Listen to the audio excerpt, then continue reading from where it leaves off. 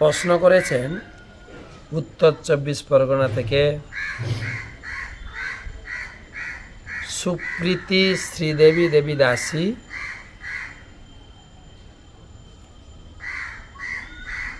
হরে কৃষ্ণ, দণ্ডবত প্রণাম মহারাজ।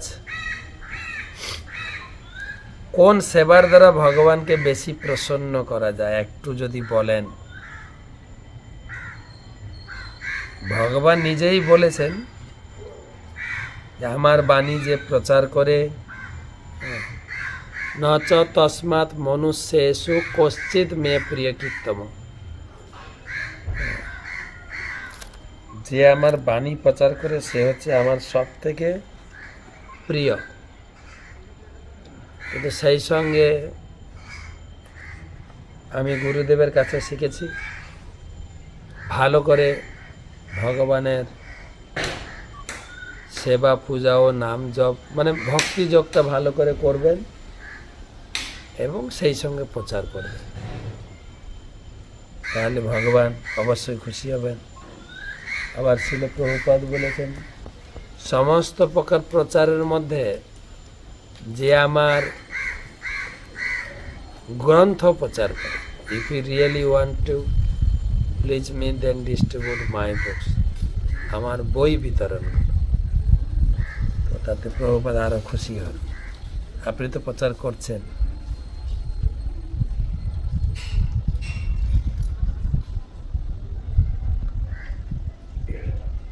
তারপরে প্রশ্ন করেছেন পঞ্চানন বারিক,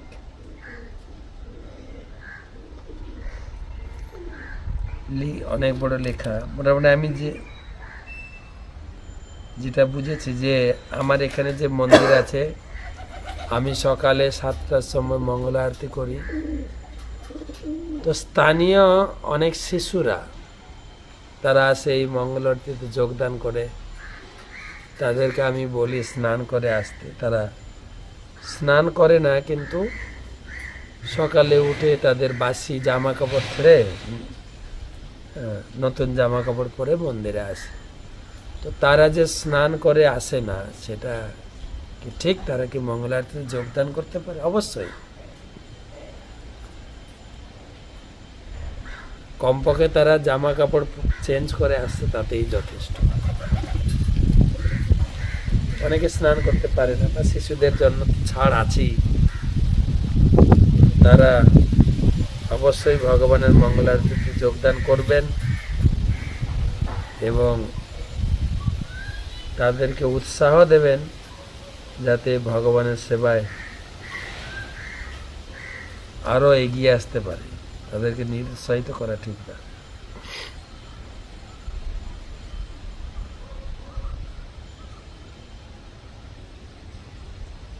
পরবর্তী প্রশ্ন শ্রেয়া কুণ্ডু, মহারাজ ভগবানের আপনি একদিন একটি কাহিনী শুনিয়েছিলেন যেখানে বলেছিলেন কেউ যদি ভগবানকে শুধুমাত্র নমস্কার করে, তার কাছে কিছু চায়, তাহলে ভগবান তাকে তাই দেয়।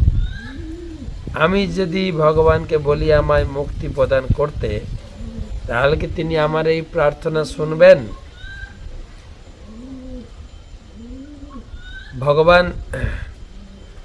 ভগবানকে আপনি সব রকমের প্রার্থনা, মুক্তিও আপনি ভগবানের কাছে প্রার্থনা করবেন, কিন্তু ভগবান হচ্ছেন আমাদের যথার্থ পিতা। শিশুরা বাবার কাছে অনেক কিছু দাবি করে, ডিমান্ড করে বা চায়, কিন্তু বাবা তার পক্ষে যেটা ভালো হবে সেটা, যেরকম বাচ্চাদের চকলেট খাওয়া বাচ্চাদের একটা শত্রু, দাঁত নষ্ট হবে, পেটে কৃমি হবে, কিন্তু বাবা সেই জিনিসটা তাকে না দেওয়ার জন্য অন্য কিছু দিয়ে ভোলানোর চেষ্টা করে। ঠিক সেই রকম আপনি ভগবানের কাছে যা চাইবেন, আপনার জীবনের জন্য যেটা মঙ্গল হবে, ভগবান সেটাই দেবেন, সবটাই দেবেন না। ভগবান হচ্ছেন মঙ্গলকামী। আমাদের কিসে মঙ্গল হবে আমরা জানি না, তবে যা মনে বাসনা আসবে ভগবানকে চাইবেন, ভগবান কোনটা দেবেন না দেবেন ভগবান চিন্তা করে দেবেন।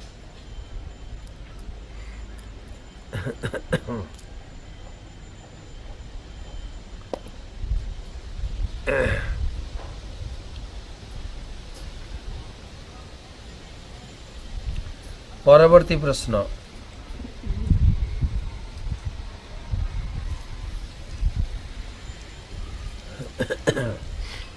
রঞ্জু সরকার নদিয়া থেকে। হরে কৃষ্ণ প্রভু, ভগবানের চরণে জবা ফুল দেওয়া যাবে? ভগবানের চরণে সব ফুল দেবেন, তবে জবা ফুলে তো খুব একটা সুগন্ধ নেই, চন্দন মিশিয়ে তুলসী মিশিয়ে দেবেন, তাহলে কোনো অসুবিধা নেই। মামনি কর্মকার,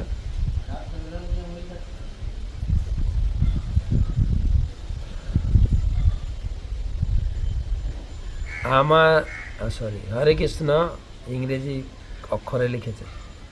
আপনার শ্রীচরণে আমার ভক্তিপূর্ণ প্রণাম মহারাজ।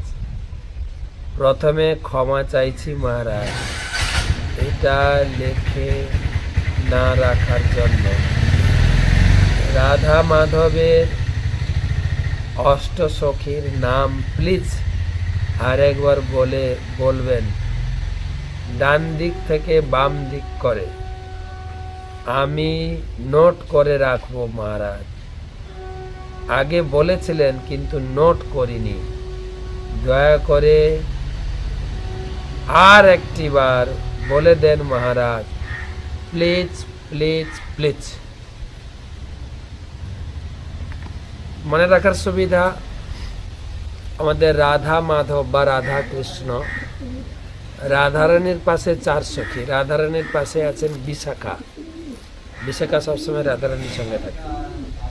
বিশাখা, আরেকজন খা ইন্দুলেখা, রঙ্গদেবী, সুদেবী।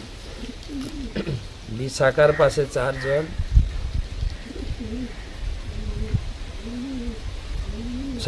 রাধারানীর পাশে 4 জন, বিশাখা, ইন্দুলেখা, রঙ্গদেবী, সুদেবী। এবার মাধব বা কৃষ্ণের পাশে, কৃষ্ণের সঙ্গে ললিতা থাকে।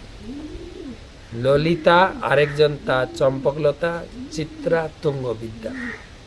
আমি প্রতিদিন এখন বর্তমান এই 8 সখীর প্রণাম মন্ত্র ক্লাসের শুরুতে গাই, কিন্তু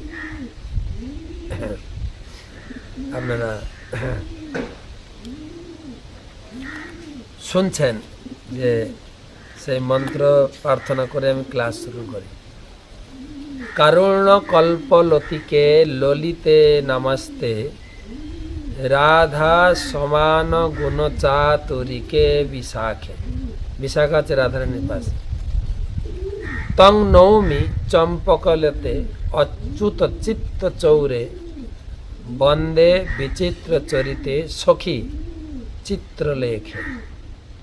শ্রীরঙ্গদেবী দ্বৈতে, রঙ্গদেবী দ্বৈতে, প্রণয়াঙ্গ রঙ্গে তুভ্যম নমস্তস্তু সুখদে দ্বৈতে সুদেবী।